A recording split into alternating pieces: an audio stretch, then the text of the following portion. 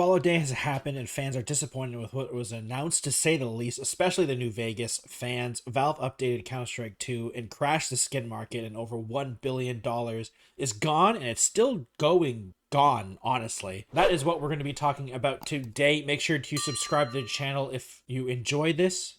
And let's get into the video. Fallout Day has happened and a lot of things have been announced, but what is clouding all of the announcements is the Fallout New Vegas announcement specifically. A lot of fans were hoping for a remake or a remaster, similar to what happened with Oblivion later last year, but instead they got a anniversary bundle, which has the Ultimate Edition of the game with all the DLCs, a Victor 8-inch statue, a Volt Boy and Mel pin, a Mojave Express patch, NCR Recon patch, and collector's big box. Now, all of that individually is pretty cool and pretty good, and honestly, relatively high quality looking at the pictures as well. There is some problems with it. The biggest problem is that it is really expensive. $159.99 for US customers and $266 for international customers, which is a really high price for what they are, because it is like, it's a figure, sure, but it's a figure, some paper, a patch, and some pins, and I guess a box. So overall, it shouldn't be that much, especially for the international people. And like, to be fair, yes, it is shipping and all that type of stuff, but like, it's still really pushing it when it comes to merchandise. And with that, a lot of the fans are saying it could have just been an email. And that kind of attitude has been basically the whole thing, even outside of just the Fallout New Vegas stuff, because we got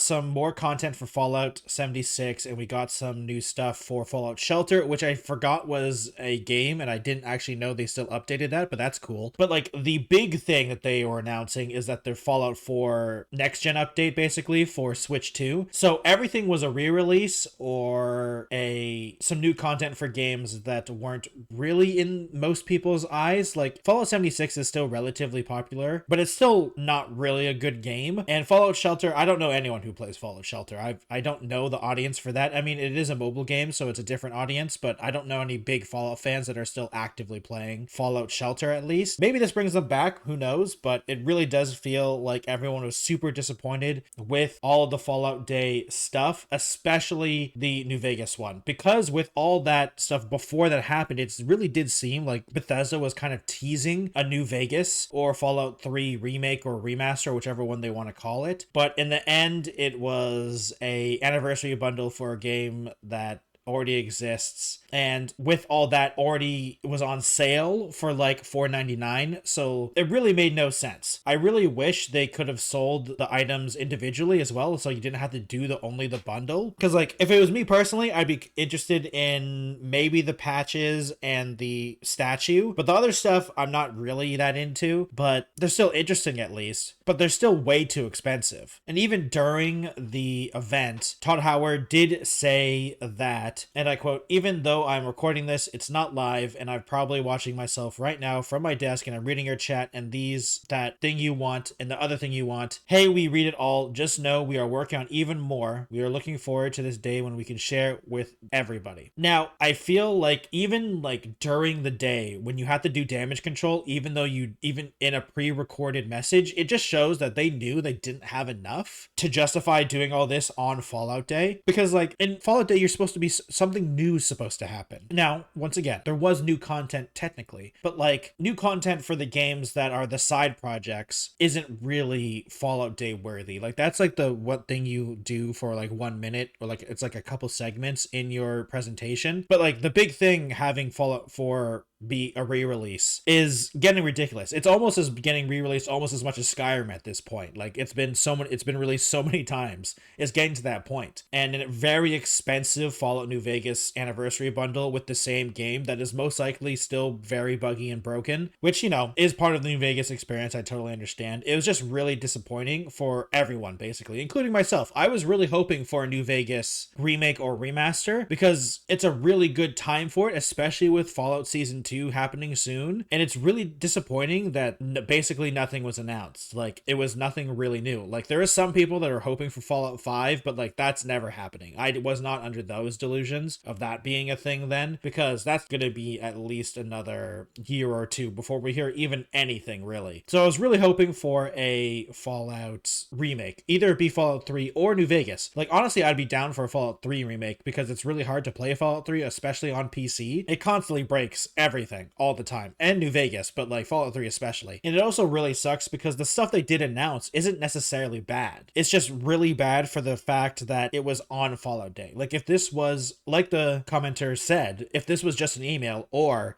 if this was just an announcement on a different day of like, hey guys, we have a new big patch for Fallout 76 and a new big content update for Fallout Shelter, and then like a couple weeks later it's like, oh my god, a Fallout New Vegas bundle with all this cool stuff, and then oh my god, Fallout 4 for Switch 2, because you know there's a big audience and you want that, because I don't think Fallout 4 is on Switch 1, so that is a big deal, and I totally agree with that. But the problem is that the games are just re-releases for the most part, and the new content is spin-off games, so people were kind of expecting more, and it feels bad because, once again, it's not like that stuff is bad. The Fallout New Vegas bundle looks cool, except it's really expensive. It just sucks for everyone involved, I feel like. So I'm curious why they even bothered with this. Like, even if it was just a completely CG trailer of Fallout New Vegas remastered or Fallout 3 remastered or remake, whichever one they decide to do, I'm surprised they didn't even just do a CG trailer. Like, even if it's like nothing, like no gameplay, nothing, it's just like, oh, we're working on, like, that's the big announcement at the end or something like that, because people would have been fine with that even if there was no release date or anything like that. But like, some people were really thinking they're going to shadow drop it like Oblivion remastered, so it feels weird that it was just like a nothing burger overall, and it kind of sucks because everyone was excited for it, and now basically the next cool Fallout thing for most people is Fallout Season 2 of the TV show, which is probably not going to be as good as the first, but I hope it's still good. But let me know what you guys think about in the comments down below about the Fallout Day announcements. I personally, as you can tell, I'm not super excited about it because I was really hoping for the New Vegas remake or Fallout 3 remake, but I mean, the other stuff is cool. But let me know what you guys think, and if you're going to be getting anything of that sort.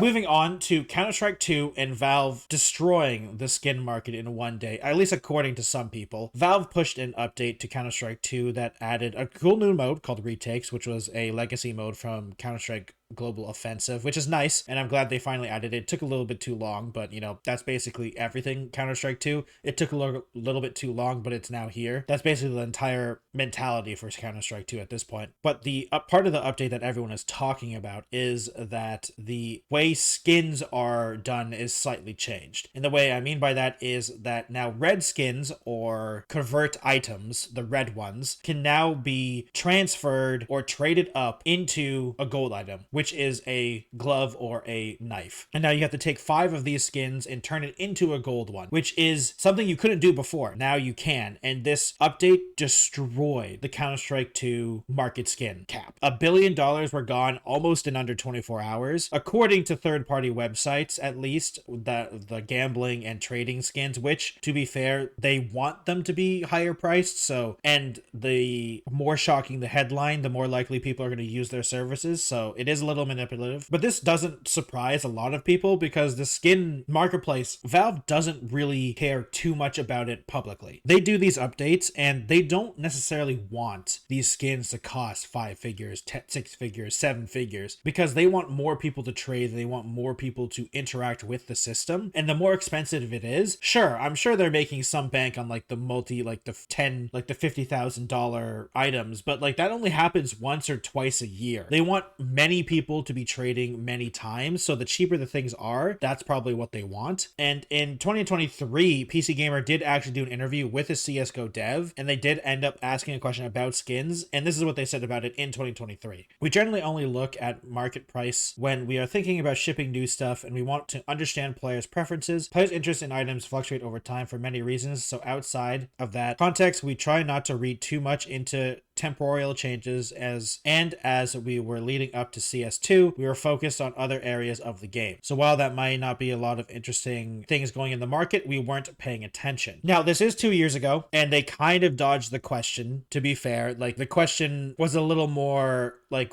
what do you guys think about the skin marketplace? They didn't really answer that, but you can see where they're coming from. They, at least publicly, they don't look at it too much. Now, privately, I'm sure they look at it a lot closer than they say they are, because the problem is that there's a lot of shady things that happen in the Counter-Strike 2, in the skin marketplace in general, with gambling sites and the traders and everything involved with that. So I understand why they don't want to talk about it too much, because they've tried to do some things about it, but not nearly enough. But like, it's really also really hard for them to stop it, because they're like, it's one of those weird gray areas. Now, one of the ways they can do something about it is if they start crashing the prices for stuff, these places will not be profitable anymore. And that's the biggest thing that hurt them in the wallet. So this update makes a lot of sense in ways that Valve want to either fight this and just have more players cool with it. Because for the majority of people, they aren't getting knives and stuff like that because they cost thousands of dollars. Now, they still kind of cost thousands of dollars, but they're definitely less expensive, and you can try to get these red items in the cases, and then you can just trade up, which is a big deal. And so that means overall, the average player is doing better, and the gambling websites are doing worse, which is, in Valve's opinion, probably a really good thing.